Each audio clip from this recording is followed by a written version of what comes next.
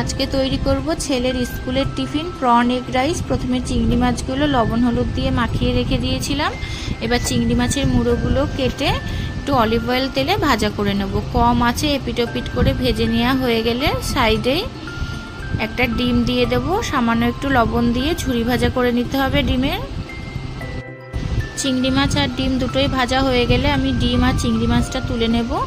ওই ফ্রাই প্যানেই দিয়ে দেবো পেঁয়াজ কুচি আর সামান্য একটু লবণ ছিটিয়ে দেবো। একটু নাড়াচাড়া করে দিয়ে দেবো সামান্য একটু বাটার আর পরিমাণ মতন ভাত, পরিমাণ মতন লবণ আর সামান্য একটুখানি হলুদ গুঁড়ো দিয়ে নাড়াচাড়া করে দিয়ে দেবো চিংড়ি মাছ আর ডিম ভাজাটা।